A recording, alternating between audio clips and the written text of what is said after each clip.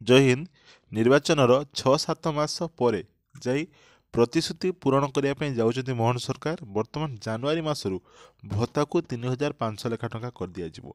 କେଉଁମାନେ ପାଇବେ ଏ ବିଷୟରେ ଆଜିର ଭିଡ଼ିଓରେ ଆମେ ସମ୍ପୂର୍ଣ୍ଣ ତଥ୍ୟ ଆଲୋଚନା କରିବା। ତେଣୁ ବହୁତ ଗୋଟେ ଖୁସି ଖବର ସମସ୍ତଙ୍କ ପାଇଁ। ତ ନିଶ୍ଚିତ ରୂପେ ଭିଡ଼ିଓଟିକୁ ପ୍ରଥମରୁ ଶେଷ ପର୍ଯ୍ୟନ୍ତ ଥରେ ଦେଖିବେ, ଯାହାଫଳରେ ସେମାନେ ସବୁକିଛି ବୁଝିପାରିବେ। ତ ପ୍ରଥମରୁ ଯେମିତି ଆମର ସେମାନେ ନିର୍ବାଚନ ଇସ୍ତିହାରରେ ପ୍ରକାଶ କରିଥିଲେ ଯେ ଯେଉଁମାନେ ବର୍ତ୍ତମାନ ଭତ୍ତା ପାଉଛନ୍ତି ତ ସେମାନଙ୍କୁ 3,000 ଲେଖା ଟଙ୍କା ଭତ୍ତା ଦିଆଯିବ, ଏବଂ ଯେଉଁମାନେ 80 ବର୍ଷରୁ ଉର୍ଦ୍ଧ୍ୱ ଥିବେ ବା 80% ଯେଉଁମାନେ ଅଧିକ ଭିନ୍ନକ୍ଷମ ଥିବେ ତାଙ୍କୁ 3,500 ଲେଖା ଟଙ୍କା ଭତ୍ତା ଦିଆଯିବ। ଏସବୁ ସେମାନେ ତାଙ୍କ ଇସ୍ତିହାରରେ ମଧ୍ୟ ଲେଖିଥିଲେ, କିନ୍ତୁ ଯେତେବେଳେ ବଜେଟ୍ ଆଣିଲେ ତାଙ୍କର ନୂଆ ସରକାର ପରେ ତ ସେଥିରେ ଏଇ 3,000 ଟଙ୍କାକୁ ସେମାନେ ବଜେଟ୍ରେ ରଖିନଥିଲେ, କେବଳ 3,500କୁ ବଜେଟ୍ରେ ରଖିଥିଲେ। ଯେ ଯେଉଁମାନେ 80 ବର୍ଷରୁ ଉର୍ଦ୍ଧ୍ୱ ଏବଂ ଯେଉଁମାନେ 80% ଯାହାର ଅଛି ତାଙ୍କର ଅଧିକ ଶାରୀରିକ ଭିନ୍ନକ୍ଷମ ତ କେବଳ ସେଇମାନଙ୍କୁ ହିଁ 3,500 ଲେଖା ଟଙ୍କା ଭତ୍ତା ମିଳିବ। ତାପରେ ପ୍ରବଳ ବିରୋଧ ହେଲା। ଯେତେବେଳେ ବିରୋଧ ହେଲା ତ ସେତେବେଳେ ମୁଖ୍ୟମନ୍ତ୍ରୀ ନିଜେ ସ୍ୱୀକାର କଲେ ଯେ ବର୍ତ୍ତମାନ ଆମେ 3,500 ଲେଖା ଟଙ୍କା ପ୍ରଥମେ ଲାଗୁ କରିବା, ତାପରେ ଯାଇକି ଆମେ 3,000 ଲେଖା ଟଙ୍କା ଭତ୍ତା ଦେବା। କିନ୍ତୁ ସେ 3,500 ସେବେଠାରୁ ଲାଗୁ ହୋଇନଥିଲା। 6-7 ମାସ ପରେ ବର୍ତ୍ତମାନ 3,500 ଟଙ୍କାକୁ ସେମାନେ ବୃଦ୍ଧି କରିଛନ୍ତି, ଯାହାକି ଚଳିତ ମାସରୁ ଲାଗୁ ହେବା ପାଇଁ ଯାଉଛି। ଅର୍ଥାତ୍ ଜାନୁଆରୀ ମାସରେ ଯେଉଁମାନେ ଭତ୍ତା ପାଇବେ 80 ବର୍ଷରୁ ଉର୍ଦ୍ଧ୍ୱ ହେଇଥିଲେ ଏବଂ 80% ଯେଉଁମାନେ ଶାରୀରିକ ଭିନ୍ନକ୍ଷମ ହେଇଥିବେ ସେଇମାନଙ୍କୁ ହିଁ କେବଳ 3,500 ଲେଖା ଟଙ୍କା ଭତ୍ତା ଦିଆଯିବ।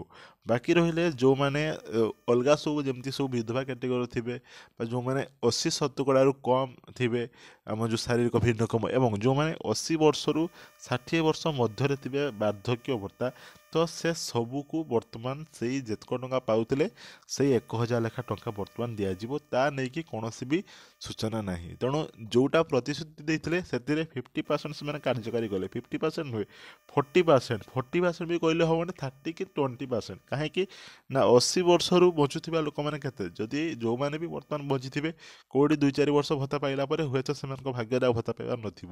ତେଣୁ ଯଦି 60 ବର୍ଷରୁ 80 ବର୍ଷ ସମସ୍ତଙ୍କୁ ଯେମିତି ଯଦି ସମାନ ପରିମାଣର ଭତ୍ତା ଦିଅନ୍ତେ ତ ନିଶ୍ଚିତ ରୂପେ ସମସ୍ତେ ଉପକୃତ ହେଇପାରନ୍ତେ। ତେଣୁ ଯାହା ବି ହେଉ ଆଜିର ଏଇ ଭିଡ଼ିଓରେ ଆମେ ଆଲୋଚନା କରିବା ଯେ ଯେଉଁ ନିର୍ବାଚନର 6-7 ମାସ ପରେ ଯେଉଁ ଭତ୍ତା କାର୍ଯ୍ୟକାରୀ ହେଇଛି ଏବଂ ଗତକାଲି ଯେଉଁ କ୍ୟାବିନେଟ୍ ବସିଥିଲା ତ ସେ କ୍ୟାବିନେଟ୍ରେ 9ଗୋଟି ପ୍ରସ୍ତାବକୁ ମୋହର ମରା ହେଇଛି। ତ ସେ 9ଗୋଟି ପ୍ରସ୍ତାବରେ ଗୋଟେ ପ୍ରସ୍ତାବ ହେଉଛି କ'ଣ, ଯେ 80 ବର୍ଷରୁ ଉର୍ଦ୍ଧ୍ୱ ବୟସ୍କଙ୍କୁ ତାଙ୍କୁ ମିଳିବ 3,500 ଲେଖା ଟଙ୍କା ଭତ୍ତା। ତାପରେ ଆଉ ସବୁ କ'ଣ ରହିଛି ଦେଖିବା, ଯେ ଯୋଗାଣ ନିଗମକୁ 17,000 କୋଟି ଟଙ୍କାର ଋଣ ଗ୍ୟାରେଣ୍ଟି ଦିଆଯିବ ଏବଂ ମୁଖ୍ୟମନ୍ତ୍ରୀ କୃଷି ଉଦ୍ୟୋଗ ଯୋଜନାକୁ 874.14 କୋଟି, ପ୍ରଧାନମନ୍ତ୍ରୀ ସୂର୍ଯ୍ୟଘର ଯୋଜନାରେ ମିଳିବ ରିହାତି, ଆଉ ମାର୍ଚ୍ଚ 31 ତାରିଖ ସୁଦ୍ଧା ସୁଭଦ୍ରା ଆବେଦନ କଲେ ମିଳିବ ଦ୍ୱିତୀୟ କିସ୍ତି।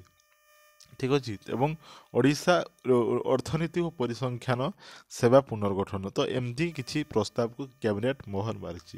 ତ ବର୍ତ୍ତମାନ ଆମେ ସମ୍ପୂର୍ଣ୍ଣ ଖବରକୁ ଆଲୋଚନା କରିବା। ରାଜ୍ୟ ଯୋଗାଣ ନିଗମକୁ ବ୍ୟାଙ୍କ ଋଣ ପାଇଁ ସରକାରୀ ଗ୍ୟାରେଣ୍ଟି ପ୍ରଦାନ କରାଯିବ। ସେହିପରି 80 ବର୍ଷରୁ ଉର୍ଦ୍ଧ୍ୱ ବ୍ୟକ୍ତିଙ୍କୁ ମାସିକ 3,500 ଲେଖା ଟଙ୍କା ଭତ୍ତା ମିଳିବ।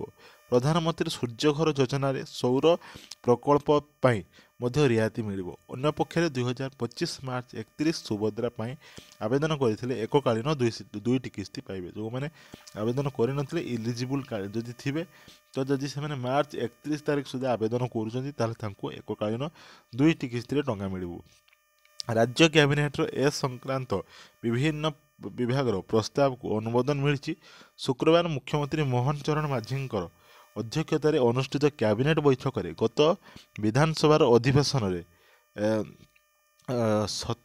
ସତ୍ରାବସାନ ସମେତ ମୋଟ 9ଗୋଟି ପ୍ରସ୍ତାବ ଉପରେ ମୋହର ବାଜିଛି। ବୈଠକର ଗୁରୁତ୍ୱପୂର୍ଣ୍ଣ ନିଷ୍ପତ୍ତି ସଂକ୍ରାନ୍ତରେ ମୁଖ୍ୟ ସଚିବ ମନୋଜ ଆହୁଜା ଗଣମାଧ୍ୟମକୁ ସୂଚନା ଦେଇଛନ୍ତି। ସରକାରଙ୍କ ପକ୍ଷରୁ ଜାରି ସୂଚନା ଅନୁସାରେ ଓଡ଼ିଶା ରାଜ୍ୟ ଯୋଗାଣ ଲିମିଟେଡ୍ ଦ୍ୱାରା ଆଗାମୀ 5 ବର୍ଷ ପାଇଁ ନିଆଯିବାକୁ ଥିବା ନୂତନ ଋଣ ପାଇଁ ସରକାର ଗ୍ୟାରେଣ୍ଟି ଦେବେ ଏବଂ ମୋଟ 17,500 କୋଟି ଟଙ୍କାର ଗ୍ୟାରେଣ୍ଟି ପାଇଁ କ୍ୟାବିନେଟ୍ ନିଷ୍ପତ୍ତି ହୋଇଛି। ସେହିପରି ଓଡ଼ିଶା ରାଜ୍ୟ ଯୋଗାଣ ନିଗମ ଲିମିଟେଡ୍ ଏକ ବିନା ଲାଭ କ୍ଷତି ସଂସ୍ଥା ହୋଇଥିବାରୁ ଚାଷୀ ଓ ଜନସାଧାରଣଙ୍କ ସ୍ୱାର୍ଥକୁ ଦୃଷ୍ଟିରେ ରଖି OGFR 2023 ଧାରା 342 ଅନୁଯାୟୀ ଗ୍ୟାରେଣ୍ଟି କମିଶନ ଦେୟ ଯାହାକି 437.5 କୋଟି ଟଙ୍କା ଛାଡ଼ କରିବାକୁ ମଧ୍ୟ ନିଷ୍ପତ୍ତି ନିଆଯାଇଛି। ଅନ୍ୟପକ୍ଷରେ ମୁଖ୍ୟମନ୍ତ୍ରୀ କୃଷି ଉଦ୍ୟୋଗ ଯୋଜନା ପାଇଁ 2021-22 ଆର୍ଥିକ ବର୍ଷରୁ 2025-26 ଆର୍ଥିକ ବର୍ଷ ପର୍ଯ୍ୟନ୍ତ 874.14 କୋଟି ଟଙ୍କାର ଖର୍ଚ୍ଚ ଅଟ୍ଟଗୋଳକୁ ଅନୁମୋଦନ କରାଯାଇଛି। ଏହା କୃଷି ଉଦ୍ୟୋଗୀ ରିହାତି ପ୍ରଦାନରେ ସହାୟକ ହେବ। ସେହିପରି ଉଭୟ ମଧୁବାବୁ ପେନସନ୍ ଓ ଜାତୀୟ ସାମାଜିକ ସୁରକ୍ଷା ଭତ୍ତା ଯେଉଁ ରହିଛି ସୁରକ୍ଷା କାର୍ଯ୍ୟକ୍ରମ ଅଧୀନରେ 80 ବର୍ଷରୁ ଉର୍ଦ୍ଧ୍ୱ କିମ୍ବା ତଦୁର୍ଦ୍ଧ୍ୱ 80 ବର୍ଷ କିମ୍ବା ତଦୁର୍ଦ୍ଧ୍ୱ ବୟସ୍କ ଭତ୍ତା ଏବଂ 80% ତଦୁର୍ଦ୍ଧ୍ୱ ଭିନ୍ନକ୍ଷମମାନଙ୍କୁ 3,500 ଲେଖା ଟଙ୍କା ବୃଦ୍ଧି ହୋଇଛି, ଯାହାକି 2025 ମସିହା ଜାନୁଆରୀରୁ ଏହା ଲାଗୁ କରାଯିବ। ତେଣୁ ଏଠି କୌଣସି ବି 3,000 ଟଙ୍କାକୁ କୌଣସି ଏଠି ଲେଖାଯାଇ ନାହିଁ। ତେଣୁ ସେଟା ମଧ୍ୟ ବହୁତ ସାରା ପେଣ୍ଡିଂ, ସିଏ ପୁଣି ଚାଲିଗଲା ବର୍ଷ 2 ବର୍ଷ ହେଲା। ଠିକ୍ ଅଛି, ଦେଖ ତ ପ୍ରଧାନମନ୍ତ୍ରୀ ସୂର୍ଯ୍ୟଘର ମୁଫ୍ତ ବିଜୁଳି ଯୋଜନାକୁ ରାଜ୍ୟରେ ଲୋକପ୍ରିୟ କରିବା ଉଦ୍ଦେଶ୍ୟରେ ରିହାତି ପ୍ରଦାନ କରିବାକୁ କ୍ୟାବିନେଟ୍ ନିଷ୍ପତ୍ତି ନେଇଛି। ଓଡ଼ିଶା ସରକାର ଘର ପିଛା ସର୍ବାଧିକ 3 କିଲୋୱାଟ୍ କ୍ଷମତା ସମ୍ପନ୍ନ ଛାତ ଉପର ସୌର ପ୍ରକଳ୍ପ ସ୍ଥାପନ ପାଇଁ କିଲୋୱାଟ୍ ପିଛା 25,000 ଟଙ୍କା ହିସାବରେ 2 କିଲୋୱାଟ୍ ପର୍ଯ୍ୟନ୍ତ ଏବଂ ତୃତୀୟ କିଲୋୱାଟ୍ ଆଉ 10,000 ଟଙ୍କାର ଅତିରିକ୍ତ ରିହାତି ପ୍ରଦାନ କରାଯିବ। ତେଣୁ ଏସବୁ ରିହାତି ରହିଛି। ଠିକ୍ ଅଛି, ତ 3 କିଲୋୱାଟ୍ରେ ଯେଉଁ ଲଗାଇବା ପାଇଁ ସେମାନେ 25,000 ଟଙ୍କା, 2 କିଲୋୱାଟ୍ ପର୍ଯ୍ୟନ୍ତ ସେମାନେ ଆଉ 2 କିଲୋୱାଟ୍ ପର୍ଯ୍ୟନ୍ତ, ଆଚ୍ଛା ହଁ ଏବଂ ତୃତୀୟ କିଲୋୱାଟ୍ ପର୍ଯ୍ୟନ୍ତ 10,000 ଟଙ୍କାର ଅତିରିକ୍ତ ରିହାତି ଦେବେ। ଯାହା ଥିବ ସେଥିରେ 10,000 ଟଙ୍କା। ଠିକ୍ ଅଛି, 10,000 ଟଙ୍କା ସମୁଦାୟ ନୁହେଁ। ତ ଏମିତି ଅନେକ ସାରା ପ୍ରସ୍ତାବକୁ ମିଳିଛି, ଯେମିତି ଆମର ଯେଉଁ ରହିଲା ଯେମିତି ସ୍ୱାଧୀନତା ଆମର ଯେଉଁ ସୁଭଦ୍ରା ଆବେଦନ, ତ ସେ ସୁଭଦ୍ରା ଆବେଦନକୁ ନେଇ ରାଜ୍ୟ କ୍ୟାବିନେଟ୍ ବୈଠକରେ ବଡ଼ ନିଷ୍ପତ୍ତି ହୋଇଛି। 2024-25 ଆର୍ଥିକ ବର୍ଷ ପାଇଁ ସୁଭଦ୍ରାରେ ପଞ୍ଜୀକରଣ ଶେଷ ତାରିଖ 25 ମାର୍ଚ୍ଚ 2031କୁ ଧାର୍ଯ୍ୟ କରାଯାଇଛି। ଏହି ନିର୍ଦ୍ଧାରିତ ସମୟ ମଧ୍ୟରେ ନୂଆ ଆବେଦନ କଲେ ଆବେଦନକାରୀ 2ଟି କିସ୍ତି ସହାୟତା ଏକକାଳୀନ ପାଇବେ ବୋଲି ମୁଖ୍ୟ ଶାସନ ସଚିବ କହିଛନ୍ତି ସୂଚନା ଦେଇଛନ୍ତି। 2024 ଅଗଷ୍ଟ 22ରେ ରାଜ୍ୟ କ୍ୟାବିନେଟ୍ ସୁଭଦ୍ରା ଯୋଜନାକୁ ଅନୁମୋଦନ କରିଥିଲେ। ଏହି ଯୋଜନାରେ 5 ବର୍ଷ ପାଇଁ ବଜେଟ୍ 55,825 କୋଟି ଟଙ୍କାର ବ୍ୟୟବରାଦ କରାଯାଇଛି ଆଗାମୀ 5 ବର୍ଷ ପାଇଁ ସୁଭଦ୍ରାର। ତ ବର୍ତ୍ତମାନ ସୁଦ୍ଧା ସୁଭଦ୍ରାରେ 1,06,00,000ରୁ ଅଧିକ ଆବେଦନ ପଞ୍ଜୀକୃତ ହୋଇଛି। ସମସ୍ତ ପଞ୍ଜୀକୃତ ଆବେଦନକାରୀଙ୍କ ମଧ୍ୟରୁ 80,29,741 ଆବେଦନକାରୀଙ୍କୁ ମଞ୍ଜୁର କରାଯାଇ ପ୍ରଥମ କିସ୍ତିର 5,000 ଟଙ୍କା ବିତରଣ କରାଯାଇଛି। NFS କିମ୍ବା NFSA ଅଧିକାରୀ ନଥିବା ଅବଶିଷ୍ଟ ଆବେଦନଗୁଡ଼ିକ ବିଚାରାଧୀନ ରହିଛି। କ୍ଷେତ୍ର ଅନୁସନ୍ଧାନ ଦଳ ଦ୍ୱାରା ମାର୍ଗଦର୍ଶିକା ଅନୁଯାୟୀ ସେମାନଙ୍କର ଯୋଗ୍ୟତାକୁ ନିର୍ଦ୍ଧାରଣ କରାଯିବ।